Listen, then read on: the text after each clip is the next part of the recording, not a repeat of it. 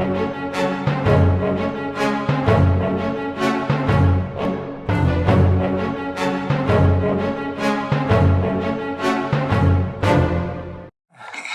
I'm Joseph Johnson with Ultimate Athlete Concepts here today with my good friend Jeff Moyer of DC Sports Training, and today we are joined by really unique and interesting guest, Henk Kraaijenhof from the Netherlands. He is very well accomplished sprint coach, and in my opinion, one of the best in the world at this time, and has been for a long time. And he has a unique experience and background in having worked with a lot of the top level scientists, some of whom we've published, like Dr. Veroshansky and Dr. Veroshansky's friend and kind of a guy that had learned from him, Dr. Carmelo Bosco, who had really been one of the most knowledgeable guys in the world with Dr. Veroshansky's ideas and methods, especially the shock method. He had done extensive research, maybe even more than Dr. Veroshansky had done on plyometrics after the fact, if I'm not mistaken. So he has an incredible background with interaction with all of the great scientists and the proven track record of having trained many Olympic sprinters and world record holders from a tiny country that should not theoretically compete on that level based on population. So, Henk, very nice to have you with us. I'm very grateful for you taking the time out to talk with us, and love kind of being able to have this opportunity to ask you questions. Good. Could you give us just quickly, because I know I don't know the details. Give us a little idea on your background. How did you get started in this, and then how did it evolve for you into the coaching career that you had? Yeah, I was kind of forced into sports because I developed a scoliosis. I grew too tall. I was 6'6" as a young kid. Still am 6'6", and I became a high jumper. Not because I was jumping so well, because I was taller than the kids of my age group, so I became kind of successful. But it wasn't really cool to be a high jumper. The thing I thought was cooler was running 100 meters. And my coach, he had a regional record over here, or say the state record, and they said, you shouldn't be running 100 meters. You're too tall, you're too slow. By the way, I'm the same height like Usain Bolt, but yeah, I was too tall. You don't need tall people, right, for sprinting.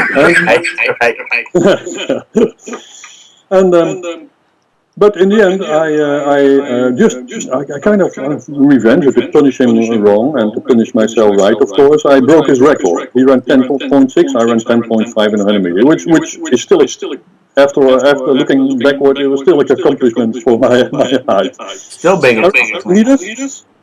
40 meters, just for the hell of it. It's not a nice event to do because all the time you're sick and you're full of lactic acid and you have to throw up and you get terrible headaches afterwards. But for the challenge I did it, I became national champion 3 times in Holland in the indoors, which is a little bit harder even than running out of 400 meters. And in order to develop myself, I started coaching. I started to coaching courses in the federation, track and field federation. And before I knew, I was I think 21 years old. I finished all the courses possible. But I had no intention to coach. And then another coach twisted my arm and he made me a coach of his club because he left. And then I was more or less forced into coaching. It was never my intention. I wanted to develop myself, as a matter of fact.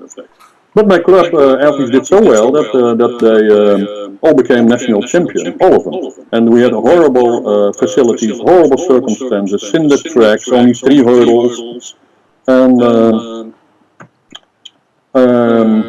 did not go unnoticed, the federation knew, and then I became a national coach for the juniors, and then I ran into my first international successful athlete that I didn't realize at the time.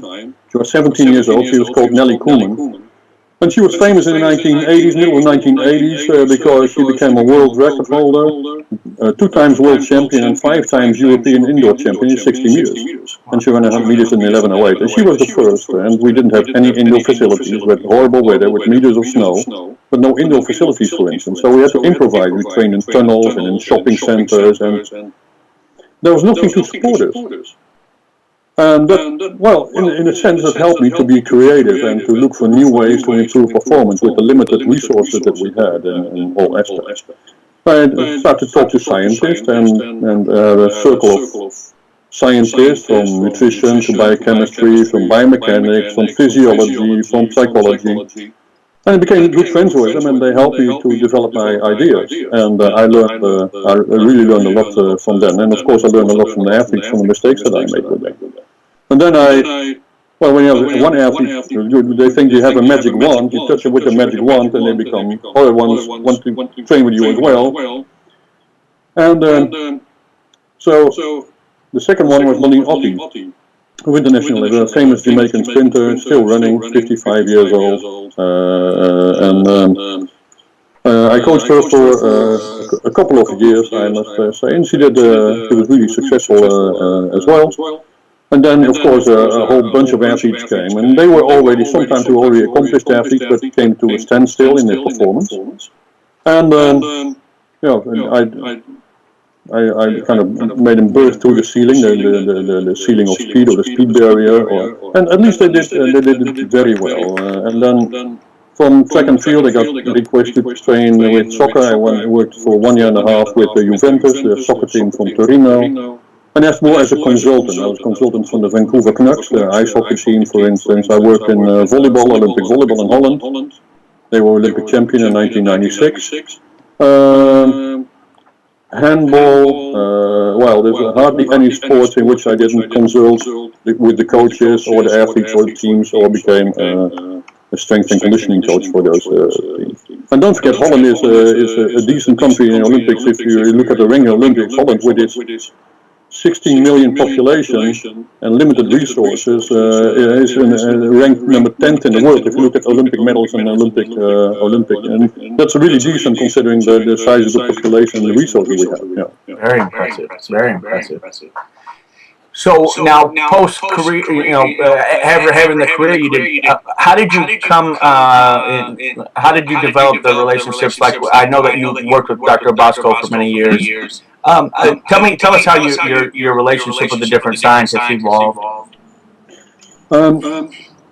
I felt more relationship with the scientists than with my colleagues, because if I look at my colleagues and listen to them, I already knew because I observe them on a daily basis. So there's nothing new to gain from my colleagues, because I already know. I already observed them, study them, in order to know more about sprinting, or see how I am to make a kind of to have a reference level. But I just called them up. At that time, you sent a fax and you wrote them a letter and said, "Hey, I'm this and this. I'm a coach. I have some questions for you. Can you answer those questions?" "Hey, come on." And most of the time, they were working on the track as well, which I really appreciate. They weren't only working in the lab with test tubes and rats. They were working on the track. And like Camilla Bosca, I met him in Italy when we go to Italy for training camp because it's nice weather, and he was there. And he tested his jump mat and was tinkering with the relationship between jumping height and fiber type. And I said, "Hey, can I help? Can I test your athletes?" And I tested my athletes, and so a kind of relationship developed, and a sort of kind of friendship developed throughout the years. It was more of a natural process, but I always tend to look for something new in another field. I mean, in your own field, you're kind of blindsided there because, well, you already know what's happening there. It's your field. So I always try to look at another field. Now, did that meeting Carmelo, did that kind of intrigue you with what the Russians were doing, or had you already been researching what was coming out of the Soviet Union and the GDR at that time? Well, basically, you only books and Joseph, look at your own books. At that time, 1970s, there was no single good book written about science of training. It all came from Russia. You had the famous names like Verkhoshansky, Zatsiorski, Viru, Matveyev, all the books about science of training. There was no science of training in the West. Yeah. No, there was no science of training. There was no cooperation between scientists. It was on a random base, or I was lucky. But it's not structurized in the Soviet Union and the former East Bloc, like East Germany, which was our neighbor. It was structurized, the cooperation between scientists and coaches. They were very, very tight, very well structured. The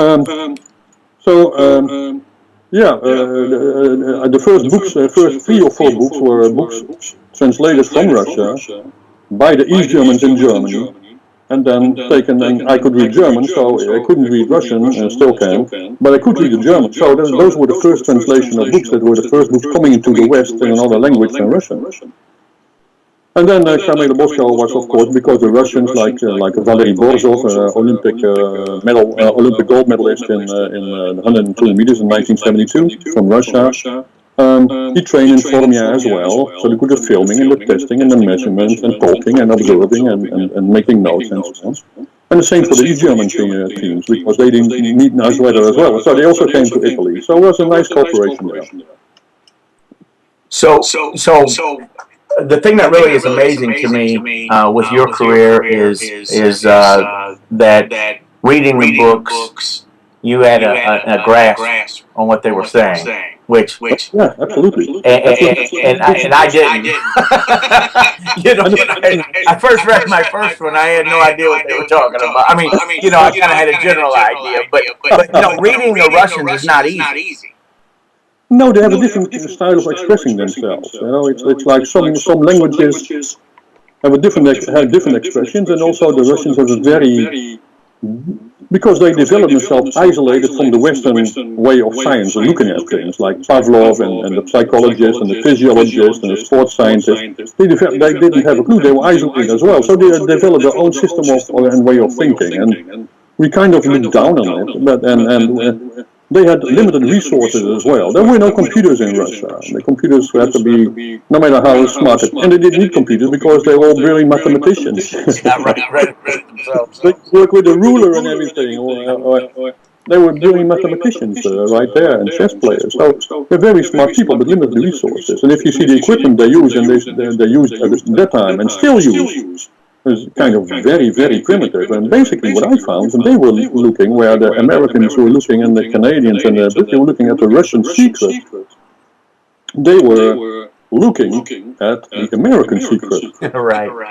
They were looking for, okay, we could see like Borzov, a very good sprinter, or the hammer throwers, but they were looking at the other sprinters. They were looking at the high jumpers. They were looking at the discus throwers, at McWilkins or Al Urter or whatever. They were looking at the American secret. It was their secret. They knew about supplements. They saw big guys like bodybuilders. They didn't have that in Russia. So they were looking at how can you grow that muscle? Oh, it's supplements and everything. And they were dying to find the American secret. So both are looking at secrets at the other side, right? Right. Well, most of the secret is at home. Right. I think the one thing that was interesting to me was that the Russians actually knew more about our athletes than we did, as far as from an analysis point of view. Biomechanical, they would analyze a 100-meter race and look.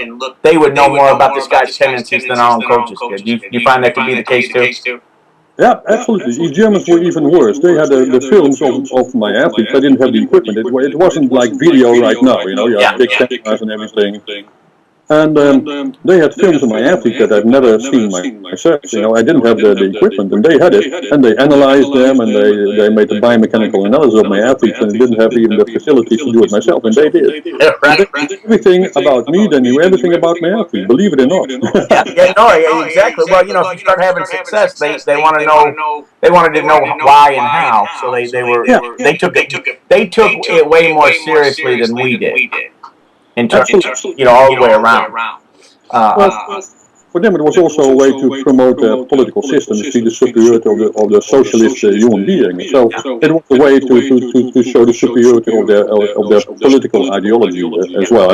We never see this way. We don't think that my athlete is yours, that my ideology or ideology of my country is superior to yours, right?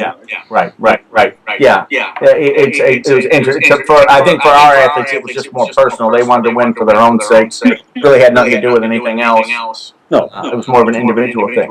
But with that as the backdrop, we wanted to start a number of podcasts with you, and today we wanted to kind of start with off the track. Because one of the things I think is the most misunderstood in the United States is what happens in the weight room or in the training room for your sprinters. How are they developed? There's a lot of different concepts here in the United States. that don't necessarily jive with what a lot of the international community is for sprinters. Even though we've had remarkable success, but I think the rest of the world would agree and attribute a lot of that to our genetic pool is probably the best in the world. Maybe with the exception of the Jamaicans right now, but over the course of history, over the course of maybe the last 40 or 50 years, we've always had the best genetic cross section because we have such a blend of ethnicities and things of this nature. When you are starting, let's say, a cycle, getting ready from you're ending one race to another one, or let's say you have someone who's just now getting up to higher level, a higher level sprinter. What is that off season, if you want to call it an off season, but the training time where you're kind of dedicating more time, you're in the weight room a little more, you're in the training room, maybe out on the track too, but what is your thought process when you begin that season of training and not doing too many higher end races? Okay. Well, let me start with very, very basic things. Very basic, very simple. Number one, if I enter the weight room, the idea of entering the weight room is to get faster, not to get stronger. Getting stronger is the means to the end of getting faster. It's not getting stronger to get strong. It's not getting big to get big. We're not bodybuilders, nor weightlifters, nor are we powerlifters. I'm interested in who passes the tape first. So that's number one. A lot of people in the end start to confuse the means and the end. They get strong to get strong and they find it nice to break a personal best in bench press or in squat. You know how much I squatted today? I'm not interested in how much you squat today. I'm interested in how fast you run tomorrow. That's number one. Number two, there's no linear thinking. And the coaches want simple concepts. So the linear thinking is the stronger I get, the faster I get. Yes, and I compare a 15-year-old girl who never touched a weight to Usain Bolt. You can say, well, he's a lot faster, and it is because he's a lot stronger. So, and the stronger you get, the faster you get. And this is just not, in generalization, is just not true. There's an optimum somewhere. You can also be too strong. Most of the people are too weak, but some people are just too strong for the speed that they can develop. They just overdid it at one side. Third thing I believe in is spectral approach. A spectral approach is very simple. I believe that everybody should do maximum strength. I think that everybody should do power. I think that everybody should do jumps and plyometrics. And that's the whole spectrum of, let me say, the off-the-track area. But on the track, it's basically the same. Everyone should do it. To what extent? Well, that depends on the needs of this individual athlete. Some people do very well and maximum strength, and yes, they get stronger indeed. And some people you develop maximum strength, and in the end, that doesn't really translate to a better time on the track. And that's just what I want. Now, some people ask me, are you an advocate of plyometrics and jumping? Well, plyometrics and jumping is a very, very powerful tool. But there's a flip side to it. It's easy to overdo it because you don't get tired. So there's no signal for, hey, this is enough. If you run, you get tired. Hey, there is a signal. But from jumping over hurdles, you don't get tired, basically. But it's a tremendous impact on the bones, on the ligaments, on the tendon. And what you see is a lot of athletes get injured. So you have to be a little bit careful with that. So I think that everybody should do plyometrics or jump, vertically, horizontally, it doesn't really matter. But to what extent, it depends on your limitation. The best athletes in the world sometimes don't do lots of no bounding or no hurdling jumps or no plyometrics, simply because after one session they're already injured. So it makes no sense to do that anyway. So for them, more focus on maximum strength or on power, and less focus on plyometrics because there's a limitation there. So in the end, it's just a mixture. It's not. I believe that maximum strength is the only way to get there. Now, one of the things we did was find first we did maximum strength. Maximum strength is just see how much weight you can lift. And the more weight you can lift, the stronger you are, the better it is. And it is a way of getting stronger. If you squat 300 pounds, it's better than squatting 250 pounds. But when you really look, and that's the eye-opener that Camilla Bosco gave me, if you really look, then squatting 300 pounds is a lot slower for the same person than squatting 200 pounds. In the end, you're looking at speed, you look at contraction velocity, you look at speed of movement. And the heavier lift, the further you drift away from the real very high speed that you produce on the track with a very high angular velocity. And Camille asked himself if this is useful. If this is useful, so he kind of questioned the idea of maximum strength. And then we looked at the force velocity curve. I hope you know familiar with the force velocity curve. That's simply the relationship between the load that you put on the barbell and the velocity in which you can move. If you move as fast as possible with any weight that you move, it could be 10 pounds or 100 pounds. Anytime you move as fast as possible, but of course the 10 pounds will go much faster than the 100 pounds. And then you also do the 50 pounds or the 80, 60, 40, 20 pounds, and then they get a nice line and they see this relationship. We kind of came up with the idea of training for power, and power is basically the product of the load and the velocity at the same time. So if you have very high weight, when bench press move very slowly, then the power is almost zero because the load is very high but the velocity is very low. If I move with a very light weight, I can move very quickly, but the power is very low. Why? Because the velocity might be high, but the load is very low. And somewhere in the middle, it's an inverted U-curve, there's the optimum power. And then we thought, well, what happens if you train for power? If you take not the maximum weight, not above 80% of your 1 RM, but if you take this somehow on the top of the curve, somewhere between 30 and 60% of your 1 RM, and move this weight as fast as possible, and see what happens. And see what happens to your force velocity curve. This research has been done already in Japan in the 1980s by Muritani and Kaneko, and they looked at shifts in the force velocity curve, and they saw a more positive shift, a better shift when you work with this average weight, but executed at a very high velocity, at the maximum velocity. So here's the choice: maximum strength, you do somewhere up from 80% of the 1 RM, and then move it. Well, the speed doesn't really matter; it's slow anyway. Or you train for power, and then you use a weight somewhere between 30, 40, 50, 60% of your 1 RM. It's low anyway, but you move at a velocity which is more than 90%, in each repetition more than 90% of your maximum velocity with that specific weight. And if it drops under 90%, you just quit, because then the power drops. And we combine those systems. So in former days, if we did in an off-season training, we lifted 3 times maximum or 2 times maximum weights, we replaced it. Hey, maximum weights, we don't do maximum weights anymore, we only lift with power. And most of the exercises. Not abdominals, for instance, but in leg press, in squats. Power is already, if you do cleans or snatches, it is already power, Yeah. or in bench press, it is in power. And you know what? It worked out very well. So 3 times maximum replaced by 3 times power. Number one, the athletes didn't get injured. They didn't get shoulder injury from the bench press. They didn't get a back or injury from the squats, for instance, or the knee injury from the squat. So that was very good. Why? Because the weight was relatively low. The good thing was they increased in power. Well, of course, if you do power training, you increase in power. But they also increased in maximum strength. That's something we did not predict. Right. Because if you increase the maximum strength, what percentage do you increase in power? No, not that much. So, but if you increase in power, relatively you increase more in maximum strength than you increase in power when you train maximum strength.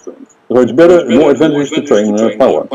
And also, when you train power, you also train in the velocity, high velocity side of the curve. Great advantage. But then something strange happened, and that's not probably scientific, but it's just practice. The athletes were more explosive, they were stronger, they were faster on the track. One little problem, they didn't feel it. They said, Henk, I'm strong. You know what, I haven't.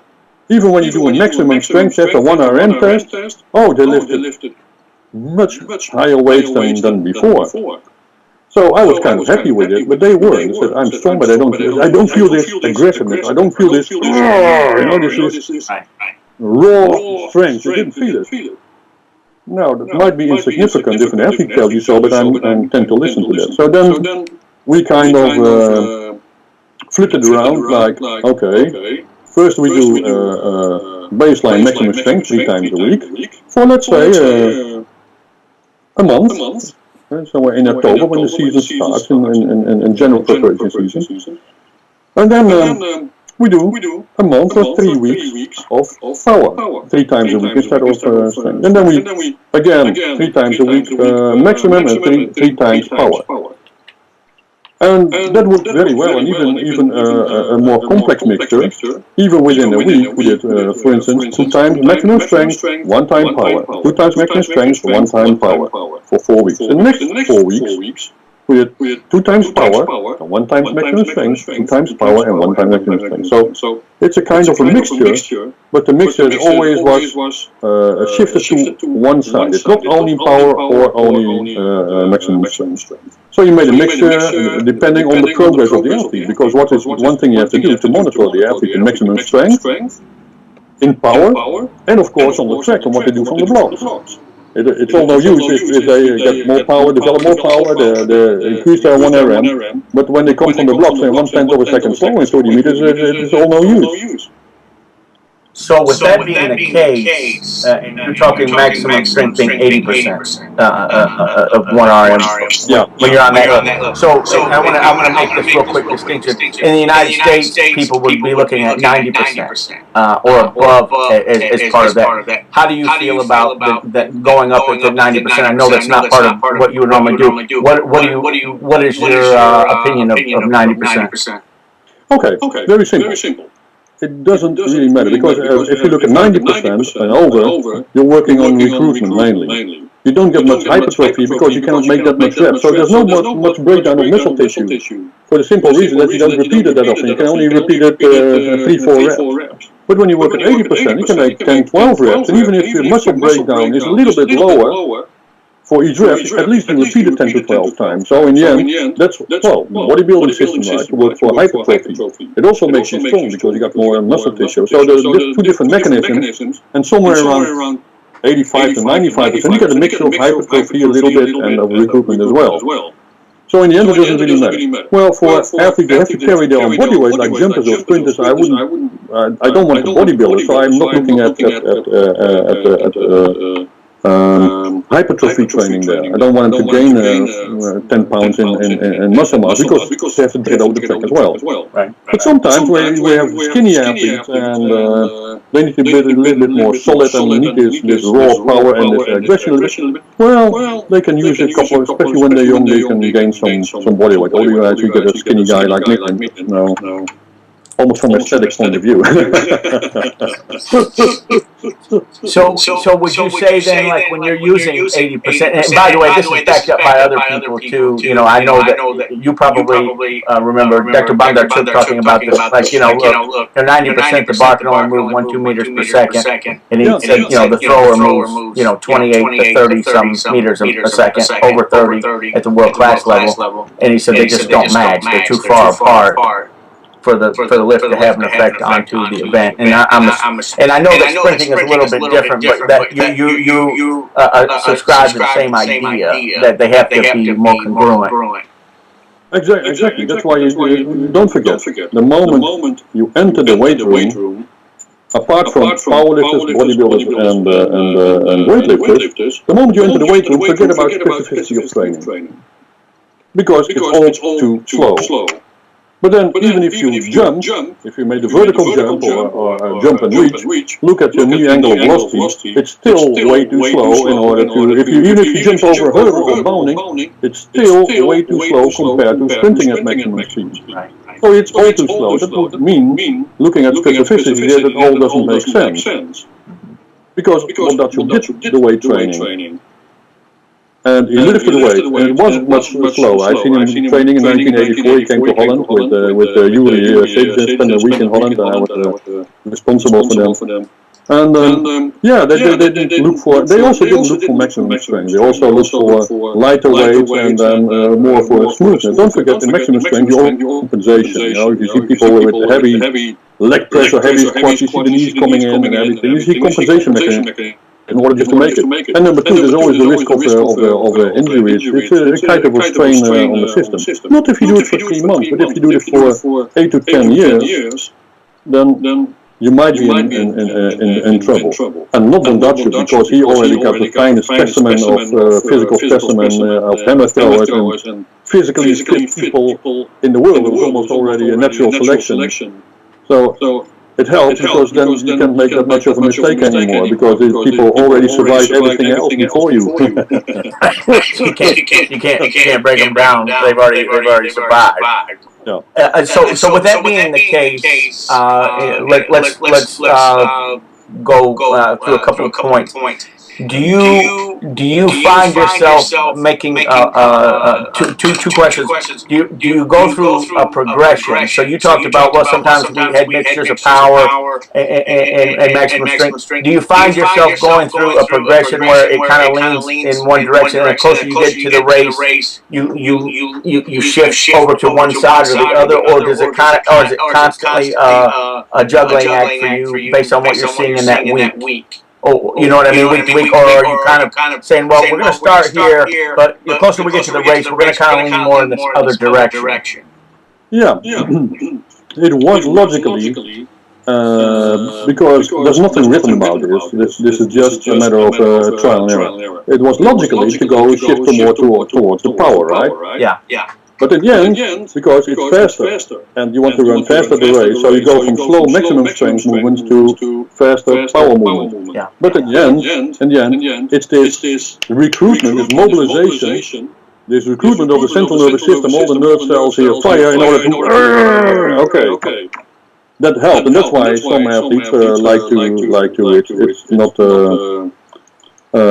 Toning up the muscles like Ben Johnson did before his races, do bench press, for instance, a few reps, a few sets, just to this feeling. And so that's important too. It's not only rationally look at numbers. The feeling of the athlete actually is strong and that he can clear up the track. That's an important one too. So it's more a psychological effect than anything else, because let's face it, you don't get any stronger. And if you do too many repetitions just before the race in the weight room, then you might deplete the same muscle fibers that you're using a couple of minutes after. So yeah, it's a matter of working with it, and it's still trial and error, but there's no problem. So you're kind of more of a, you would think logically, like you said, you would go from more max strength to more power the closer you get to a race, but you're still really monitoring it on a week-to-week basis, because you may find places where you otherwise might not think max strength fits, but it does in a situation for that athlete. Because one of the things that I when I answer coaches' questions, a lot of times they ask a very general question, and I hate hearing this answer, and now I find myself giving it sometimes. It depends. And I hate that answer when I'm the one asking the question. But now I see myself give it. Now I see myself saying that sometimes, because it's individual. It depends on how the athlete's responding. Is that kind of really what you really are watching the whole time? Is how they're responding on a week to week? If you're watching them run and you're saying, this doesn't look like it's working, we need to shift gears. Yeah, it comes from this cultural background of Holland, because we have limited resources. So I don't work for a university. I cannot buy athletes or put them in the military service or supplying with anything. I'm happy with every warm body that enters the track. Right. Since I have limited resources, I have to be very careful. When once I have a great talent and a polished diamond, I have to make sure that it becomes a real diamond, and I don't destroy him in the process. When you got 40 genetically very gifted sprinters, in the end, the only one that counts is the one that survives, because that one is going to win the Olympic medal. But you have to destroy 39 in the process. And I didn't have the luxury, so that's why I come from the look at the individual. The risk is, I said, well, it depends. you can't buy anything from that answer, so it depends. The other end is if I say you have to do it this and this and this way, it might apply to one athlete and not to the other. I say, hi, this coach is giving me the wrong directions here. What an idiot! His system, he told me system, and it doesn't work. So then I choose to be honest and say, well, it depends a little bit. In the end, the very details you have to figure out yourself. You know, it's like a cook that gives you a recipe. In the end, you have to cook yourself, and yeah, a pinch of salt. What is a pinch of salt in the soup? Your pinch might be bigger than my pinch, depending on the size of your finger. So, yeah, right. you can be very precise. The more precise you are, the more exact you are, the more the chance of you steering people into the wrong direction. Because it depends on your experience with this particular athlete, and not in a generalized form. So you got to be watching. I think that the big thing that for people to know is you got to be watching how the athlete responds to what you're giving them, and not just wait till the end and then see what happens. So you have to be watching the process all along, each step. Are they making that next step? Or are they staying stuck? Or are they getting worse? Then we have to go back to the drawing board if we're not getting the result. Now, here's another question. This one's, I know this one's not as easy to answer, but this is one that always kind of weighs on me. We're getting a good result and the athlete's improving. And the question that'll go through my mind is, but what is the optimal? What is he capable of? Am I getting 100% of the improvement he's capable? You know what I mean? Because you can get a little deceived. Because what you say is a good improvement, what I say is a good improvement, and what Jeff says is a good improvement could be three different answers. Yeah.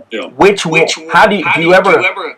I'm sure you probably have. Have you questioned yourself saying, yeah, they did much better, and they've improved, and they won the race. But did I get them to the highest level they could have been at? Did I make, how do you deal with that question? Do you ever go back and question whether or not you screwed up in some way, and maybe they could have run a little faster than they did, even though they got great results? Well, number one, it's relative. The most misused word is the word optimal. Yeah. Optimal, because you never know if you're doing optimal. You never know. Yeah. The only thing that counts is always in hindsight. If you have one athlete, if you are on the track long enough, one day you'll find an athlete that becomes good despite all your efforts to destroy him. So, how do you call it?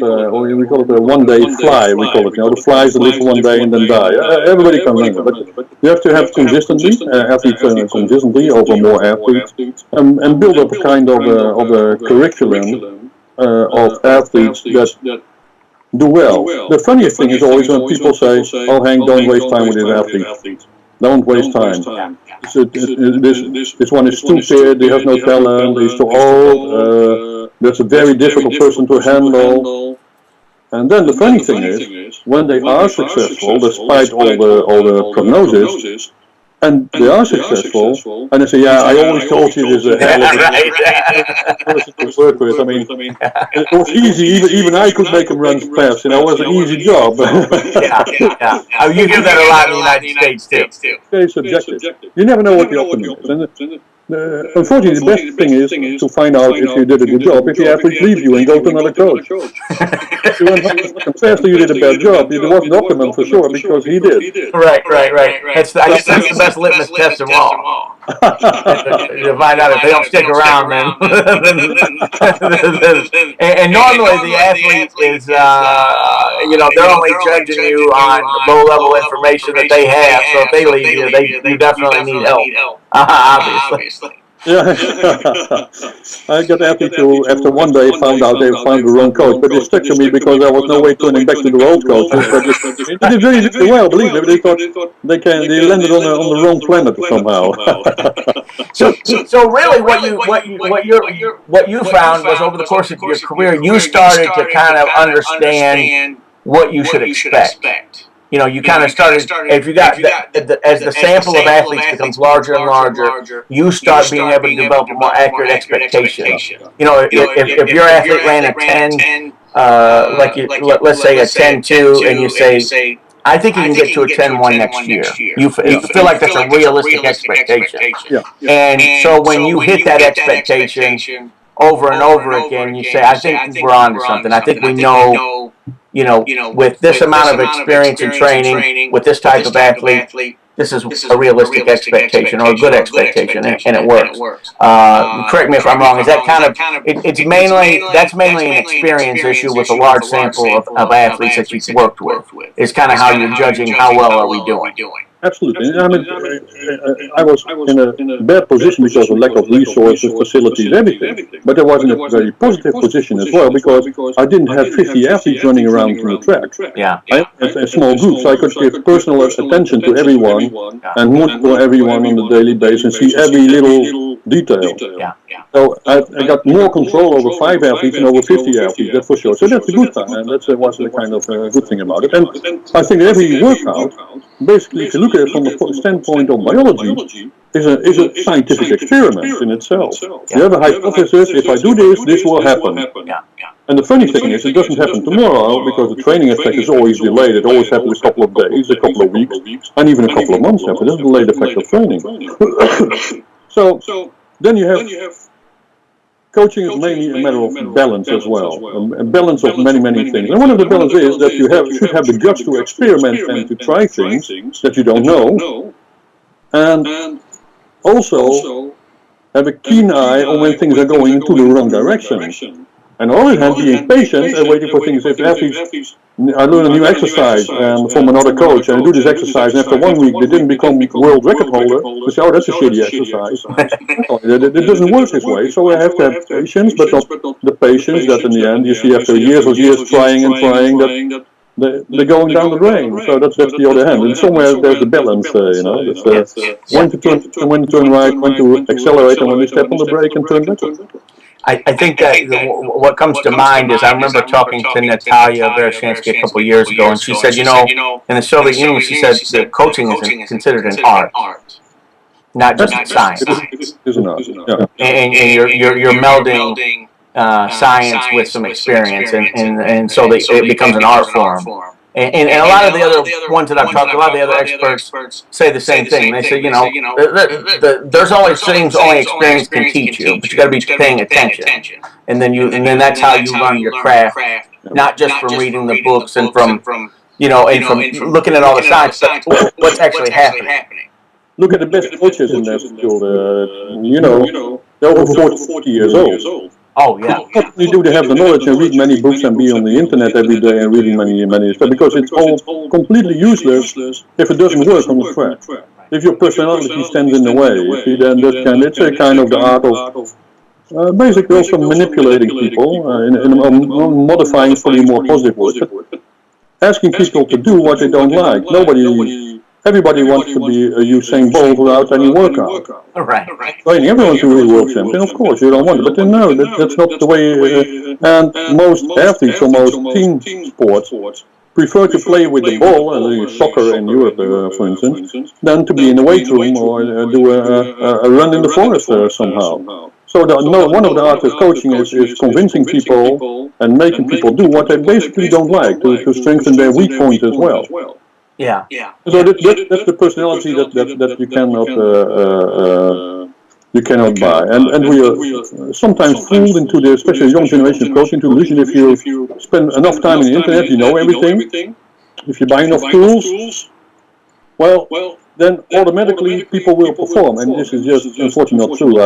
I'm in Amsterdam at the Rijksmuseum, and you can see Rembrandt, and you can give me the best linen to paint on, and the best canvas, and the best brushes, and the best, but I will not make a Rembrandt, that's for sure. It's not having the tools, and I know all the chemical composition of all the pigments used in the painting, but nothing is coming out of my hands. And that's the difference between the art and the science. But you need science in order to understand what's going on inside the body, how the body reacts, how the mind reacts, and that's why you need science. And there's no end to it. Basically, the more you know, the better it is. But it's not a guarantee that you will produce world-class athletes in any way. Right. I think that's an important issue. Now, I wanted to ask a couple more questions on this off-the-track issue. Do you? When you talk, you said earlier, you really can't duplicate the speed in sprinting when you're off the track because it's the velocity is so high. What range of percentages do you find yourself in? Do you ever find yourself in lower percentages? Like you mentioned, 80, we're up at max level. We might be like, 40, 50, 60 plus in terms of power training, if I'm correct. Yeah. Do you find yourself going lower than that to match the velocity of running, or do you find that not being correlated? No, changing of that's not correlated. Okay. Correlated because then you're sitting you're dealing with the specificity of movement again. Then it doesn't make sense to work with 10 pounds. Yeah. Then you're better off from running on the track because then the movement is different from sprinting, and it still doesn't do anything for power or for maximum strength anymore. So then you're better off when you're too far away from this power area, let's say under 30%, then it doesn't make sense. You can move fast, but it's not going to work. So really the specificity on that in terms of developing that is the actual running. Yeah. That's where it's at. And one other real quick byline on that, like overspeed training would kind of be an example of matching that velocity and maybe pushing the velocity a little higher. Like if you were maybe doing like maybe slightly downhill run or some, a couple of the different tools that we know. Would that be the way that you would kind of say this is how we're going to challenge velocity and improve that? Yeah, absolutely. Of course, it doesn't do much for your acceleration phase or for your starting blocks. Right. But again, it's a spectral. You have to do a running with resisted running, normal running without resistance, or assistance and assisted running. But which percentage, the relationship between those three, well, that's the one that depends. If you want to increase acceleration, you have to do more resistance running with a more strength and power component in there. If you want to run at maximum speed, then if you run with resistance, the contact time becomes too long. So then you have to work with shorter contact times. And one of my favorites was to run with a pulley system. And here's one of those things that we did to figure out, coming back to the question that we had before, the pulley system makes you run at a higher stride frequency because you're pulled. It's very slight pull, not a very hard pull. Then you destroy the technique. But so you're running at somewhere between 103 to 108% of your maximum speed. So you're on overspeed, basically. Very powerful. You cannot do this 10 times because it's pretty hard on the central nervous system, and it's pretty hard on the body in the first place. You have to take a long rest. It takes a lot of coordination because you're going at speeds that you've never run before. It's like running downhill on a pretty steep hill. So you're more or less in survival mode. And what we did is, we know somewhere in your brain you store this pattern of running faster than you can. That's good. You want that feeling, keep the feeling. So we did it. First time we did it on the day of competition. In the afternoon you have a competition. In the morning you do overspeed training. 3, 4, 5 reps, overspeed, take a break a couple of hours, and then on the field.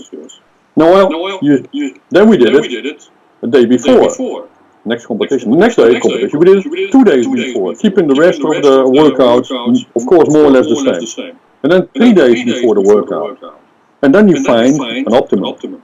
Because running at that stride length and stride frequency also gives a little bit of muscle soreness. And that might affect you while running that race. So in the morning before, no, it didn't work out well.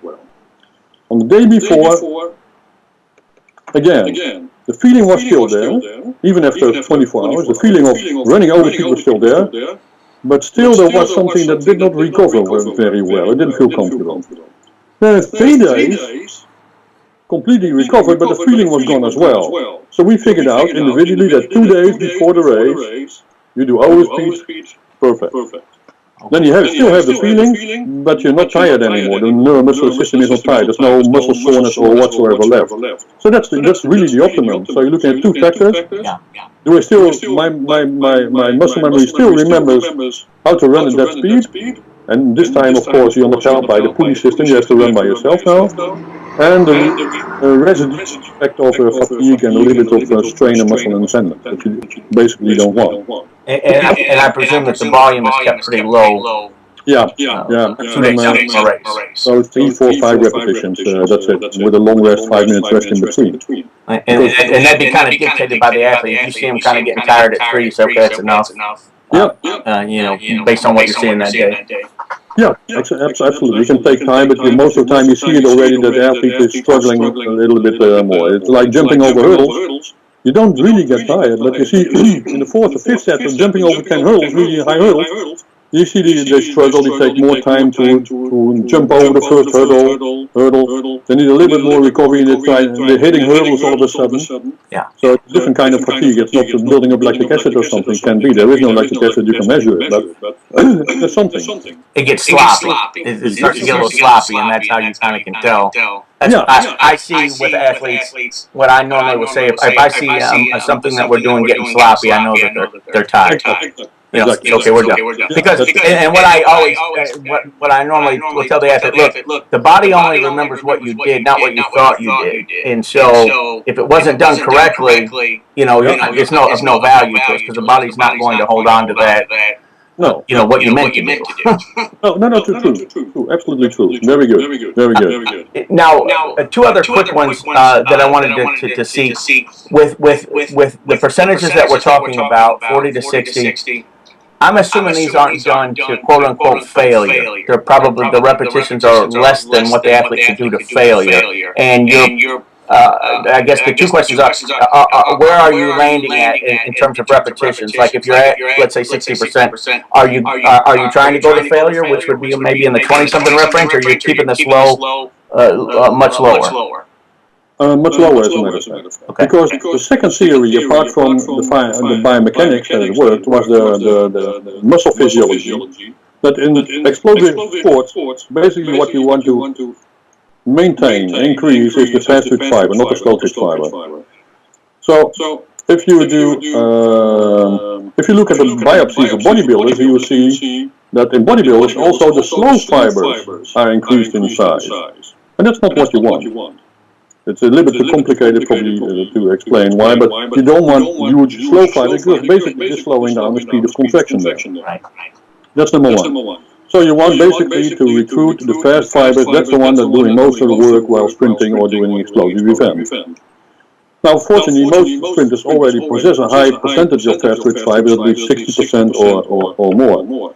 That's number one. So what happens if you look at bench press, and this is another brilliant idea of Carmelo Bosco, for instance. He said, Henk, what happens in the bench press? You do the bench press, you do 10 reps. Well, does the first rep have the same biological effect like the last rep? I think so. Look at the velocity of the bar. It decreases. In the beginning, you whoop, and you go, okay. How come? It's slower. You can measure it. The power output is lower. The weight of the load is still the same, but the velocity drops. Why does the velocity drop? Maybe, and finally I got the right answer. The fast twitch fibers, they're easy fatigable, so they're very strong, very powerful, very fast, but the flip side is they fatigue easily, and they fatigue easily within a couple of seconds basically. The real fast fibers, type 2B or type 2X1, they drop out almost immediately, because of the tremendous power output they can deliver. So, what we look in power training, if the velocity of the bar drops more than 10% from the highest velocity that we know that you measured before, you can ask them to 100%, so that 100% is your baseline, and if the velocity of the bar drops more than 10%, we quit, because at that moment you selectively recruit the slow fiber, so we go to failure for sure. And the last repetitions, how many that might be, you're only recruiting slow twitch fibers. If this is what you want, in a sport that you use fast and slow fibers, you need the fast fibers for speed and explosives and acceleration, and the slow fibers to maintain it throughout the competition. If you work in a team sport, then that's fine. But for sprint and explosive events, you want to maintain those precious fast fibers and not develop too much of the slow fibers. So that's basically why we look at not to failure, keep it to an average somewhere at least lower than 8 reps. If you don't have the equipment, like we have a very simple equipment, but if you don't have the equipment, then no more than 8 reps. Or you see you watch with your eye and observe that the bar is dropping, and you're really struggling to get the bar up. Yeah. Well, from what I've discussed, this isn't in any book, as you mentioned. None of this is in any book. What I've learned from discussion was that 80% maybe the reps might be in 3 rep range, if you're trying to keep that there. And then when you're talking 40, 60, you might go up to 8 reps at the high end, like if you're at 50%. Yeah. 60% would be somewhere around 5. Does that sound kind of congruent with what you would propose as well? And I guess one way you could do it, like you said, you could measure the bar speed if you had a unit that allowed you that. But you could say your general rule of thumb, in the absence of having a measuring unit device to help you, that would be the general rules of thumb. Yeah. Okay. And then the one other question for this stuff is your 1RM or your percentages will obviously change over the course of the year, like you said earlier. Yeah. When do you go back to reevaluate? Okay, now we're going to be, let's say we're going to do some 80% stuff. How often or frequently do you go back to see what 80% is, or do you worry about it too much? I don't worry about it too much. Okay. Don't forget, even testing the 1RM has a risk of injury somehow. Right, and that's what would make me kind of leery of doing it, especially very regularly. So, I wondered, do you take a guess? Say, okay, last year or last session, your 1R or your 80% was 200 pounds on the squat, let's say, for example.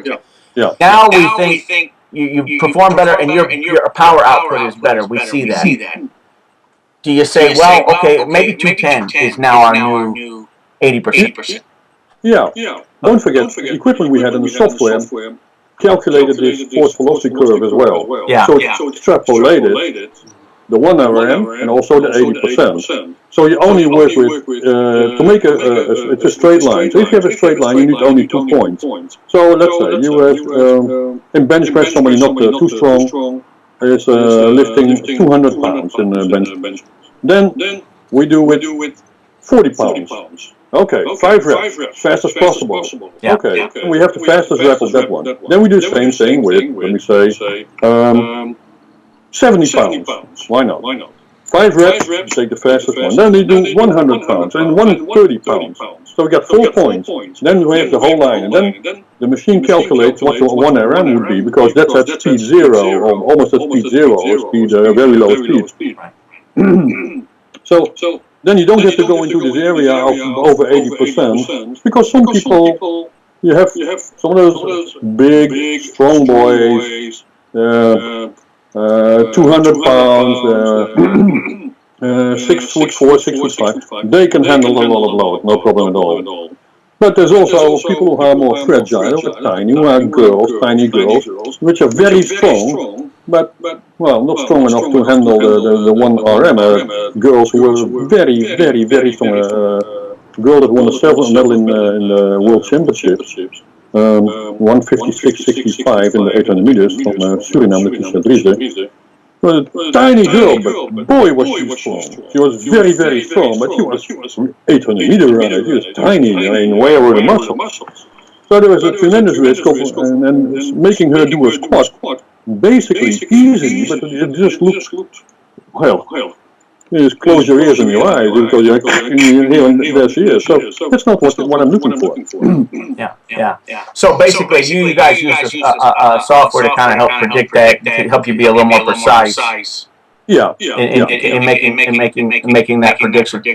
Well, I think that the answers here and the information is phenomenal, and I think maybe what we might want to do is carry off the track one more time, because I think there's some more questions. Well, I know there are, and I haven't even, and Jeff's been silent because I've been taking up all the time here, but I really see that there's more, there's a lot of more interesting stuff, because I think we can talk about the interplay between what you're doing there with your plyometrics or your jumps. How are you intermingling them, and how do they play into that picture? And then what kind of volumes are being used, and and how do those interplay with each other as well.